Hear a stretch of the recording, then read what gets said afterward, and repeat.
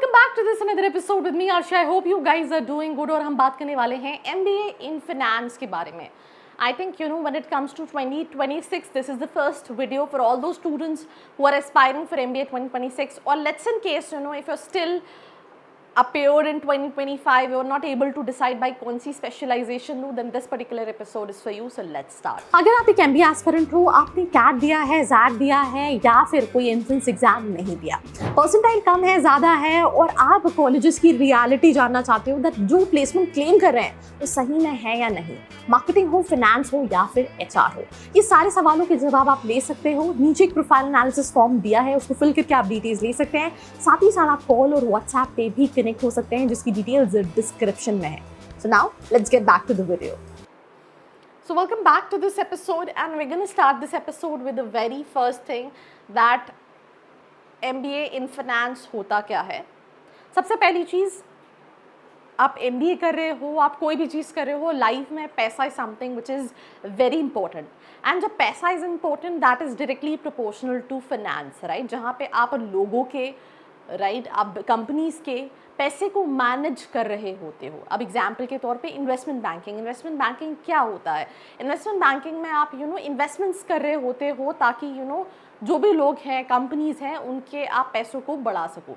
Portfolio management, right. Portfolio management में मैं recently अभी एक राज शमानी का पॉडकास्ट देख रही थी जहाँ पे उसने बोला कि मैंने बहुत ज़्यादा एक पोर्टफोलियो मैनेजर हायर कर रखा है तो मेरे बिहाफ पे ये सारे शेयर्स में इन्वेस्ट कर रहे होते हैं. तो पोर्टफोलियो मैनेजमेंट, जहाँ आप एक इंडिविजुअल पर्सन के पोर्टफोलियो को इंक्रीज, पैसे को कैसे ग्रो कर रहे हो, that what it all means. Then उसके बाद रिस्क मैनेजमेंट होता है कि एनालिसिस करना कि किसी भी चीज़ में कितना रिस्क है, राइट. तो सिंपल सी चीज़ें, if I talk about finance, financial management is all about finance, जहाँ पे आप पैसे को मैनेज कर रहे हो, राइट.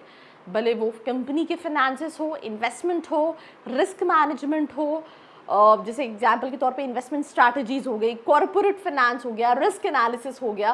तो इसमें थ्योरेटिकल और प्रैक्टिकल आपको पढ़ाया जाता है. बट फाइनेंस उन स्टूडेंट्स को नहीं लेना चाहिए जो ये सोचते हैं कि फाइनेंस करने के बाद अरे यार डेस्क जॉब है, चलो यही ले लेते हैं.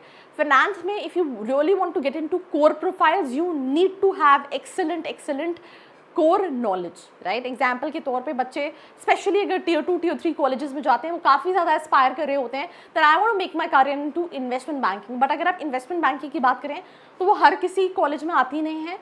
टियर 3 में तो बहुत ही कम कॉलेजेस में मिलेंगी, टियर 1 कॉलेजेस में मिलती है. बट वहाँ पे भी दे नीड पीपल जो they are very good with numbers, maths, core knowledge, then only they are able to make it.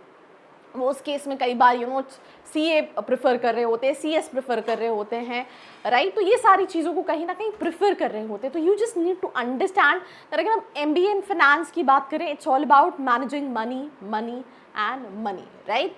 तो सिंपल सी चीज़ें, टॉपिक्स जैसे कि फाइनेंशियल मार्केट क्या है, portfolio management, merger and acquisitions. आप देखते हो ना कई बार रिलायंस ने इस कंपनी को एक्वायर कर लिया तो मर्जर कैसे होगा, बिकॉज 2 अलग अलग एंटिटी है, सारी चीज़ें. इंटरनेशनल फाइनेंस कैसे है, फिनटेक कैसे काम करता है, राइट. तो इसमें highest paying role investment banking, equity research, corporate treasury, risk management, consulting जैसी प्रोफाइल्स काफ़ी अच्छी प्रोफाइल्स हैं. और इसमें सबसे highest paying profiles obviously investment banking है. बट बाकी सारी चीज़ें भी हमने डिस्कस की हैं. किसको करना चाहिए, जिनके पास strong analytical and quantitative skills हैं and the person should enjoy working with numbers, right. You aspire to build a career in investment banking, corporate finance, equity research और पोर्टफोलियो मैनेजमेंट. यहाँ पे एक और चीज़ मैं ऐड कर दूँ, एक रियलिटी है जो आधे से ज़्यादा स्टूडेंट्स नहीं समझते हैं कि अगर हम बात करें मेजॉरिटी ऑफ जॉब्स की जो फाइनेंस वाले स्टूडेंट्स को मिलती हैं वो बैंक्स में मिलती हैं. और इसमें से भी 40-50% job somehow related to again sales ही होती हैं, right. So if you really want to get into portfolio management, investment banking, corporate finance, equity research, you need to be too good with your core knowledge, then only you will be able to make it. Work on internship, do certifications, then only आप इन profiles पे जा पाओगे. आपको financial market, economic trends, business valuation में interest है, आप leadership roles में जाना चाहते हैं फाइनेंस डिपार्टमेंट में, right. You want high paying global in demand roles, तो आप फाइनेंस कर सकते हैं. क्या वर्थ है? डेफिनेटली वर्थ है. It's an evergreen kind of specialisation, because पैसा हैंडल करना, पैसा की इंपॉर्टेंस कभी ख़त्म नहीं हो सकती.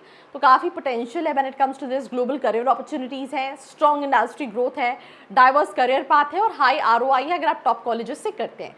सब्जेक्ट्स में इन जनरल फाइनेंशियल मैनेजमेंट पढ़ा जाता है, investment analysis, portfolio management, international finance कैसे काम करता है, mergers and acquisitions, risk management कैसे काम करता है, ये कोर सब्जेक्ट्स हैं। जॉब रोल्स, अगर आप इनिशियल फ्रेशर हैं तो 0 से 2 ईयर्स आप फाइनेंशियल एनालिस्ट, क्रेडिट एनालिस्ट, अगर आप कोर प्रोफाइल में जाना चाहते हैं तो आप इससे स्टार्ट कर सकते हैं। आप सोचो कि मैं फ्रेशर हूँ, right after my MBA I can get into investment banking, that's not possible. अगर आपका 2 से 4 साल का है तो आप असिस्टेंट मैनेजर, सीनियर एनालिस्ट जा सकते हैं। 4 से 6 साल आप finance manager, risk manager profile पे जा सकते हैं। 6 से 8 ईयर्स का है तो आप AVP, सीनियर मैनेजर बन सकते हैं। और 10 साल के एक्सपीरियंस के बाद VP finance, CFO, head of finance जैसे रोल्स पे जा सकते हैं। इन्वेस्टमेंट बैंकिंग के लिए और बाकी सारी चीज़ों के लिए अलग अलग है।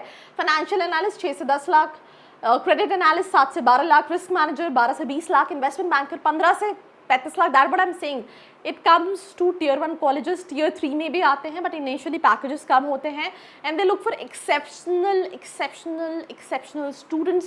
That is something what you need to understand. College के नाम पे प्लेसमेंट नहीं मिलता है, it's end of the day students जिसके बेसिस पे प्लेसमेंट मिलता है, और अगर तुम इसको नहीं समझोगे तो you gonna regret, and that is something what you need to understand. CFO, VP finance 50 lakh से 1 करोड़ का पैकेज होता है। टॉप कॉलेजेस आम Calcutta, Ahmedabad, JBIMS, NMIMS, Mumbai, MDI, Gurgaon, सबके पैकेजेस जो है वो 20 लाख से ज़्यादा हैं, और ओल्डर आइम्स 30 लाख से प्लस के हैं। JBIMS 28 लाख का है, बाकी सबके 20 लाख से ऊपर है।